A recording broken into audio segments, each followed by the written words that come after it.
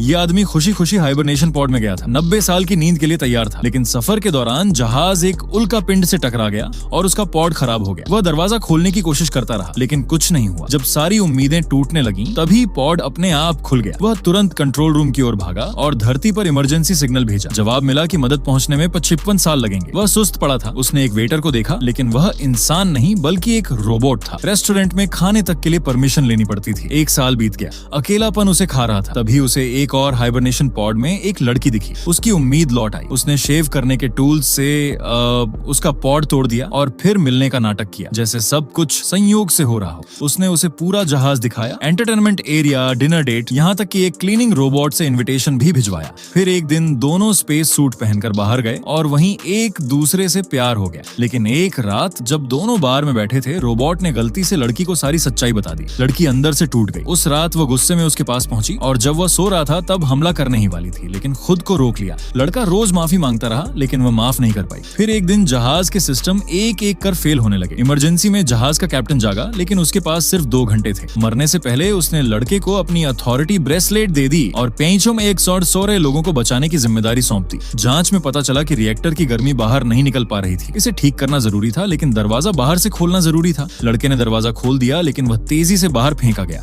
उसका सूट फट गया और वह स्पेस में तैरने लगा। ठंड में जमता जा रहा था, तभी लड़की भाग कर आई, उसे पकड़कर वापस खींच लाई। बाद में पता चला कि मेडिकल पॉड में सिर्फ एक ही इंसान को जिंदा रखा जा सकता था। YJ स्क्रिप्ट को सब्सक्राइब कीजिए।